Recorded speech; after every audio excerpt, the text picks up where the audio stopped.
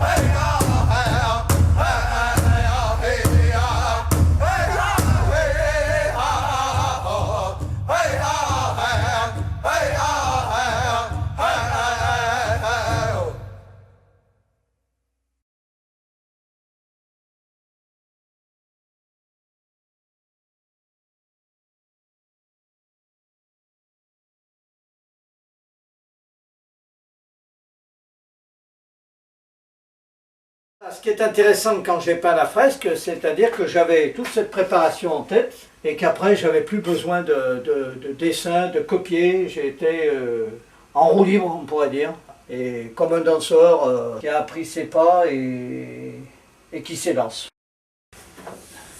Les colonnes peintes, en fait, c'est des tuyaux d'eau, quoi, finalement. Et ce qui m'intéresse toujours, c'est d'utiliser, de trouver des matériaux qui ne sont pas prévus. C'est une sorte de détournement. Et on s'aperçoit qu'une colonne PVC, c'est magnifique. Quand on met ça dans un appartement, c'est très très beau. Ça crée deux lignes de chaque côté et on peut arriver à faire des choses, à s'expliquer sur des volumes. Finalement, je suis vraiment un caresseur de volume. J'ai l'intention de faire une scène, non pas à la mairie, mais à l'Écovie. Et j'espère que pour la réaliser, parce que la scène, c'est manger ensemble, c'est vivre ensemble, et ça, je trouve que ça s'impose dans un lieu pareil. Voilà. C'est une toile que j'ai mis beaucoup de temps à finaliser. Plus de 2 ans pour arriver à mettre la petite signature et montrer qu'on est arrivé à un bout de chemin.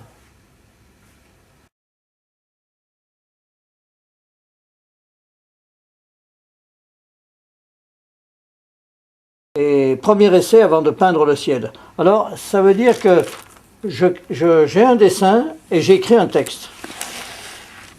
Et c'est une sorte d'écriture automatique, parce que je ne relis pas ce que j'ai fait avant, je continue d'écrire tous les jours. Alors, c'est donc l'histoire de quelqu'un qui a... Comment on a commencé à peindre sur les murs, dans les grottes. Alors moi je raconte que la personne, en l'occurrence moi, il y a quelques milliers d'années, s'est ramassé une gamelle devant sa grotte. Il s'est fait mal aux mains, il avait les mains pleines de sang, comme il ne pouvait pas s'essuyer les mains après ses vêtements, il a donc mis ses mains sur la paroi. Et il s'est aperçu qu'il avait ses mains sur la paroi. Et d'un seul coup il s'est dit, mais cette grotte, ben, c'est chez moi. A commencé l'idée de propriété, de lieu, et puis après ben, de jouer avec ces marques. Voilà, c'est une explication. Et donc voilà toute l'histoire de ce personnage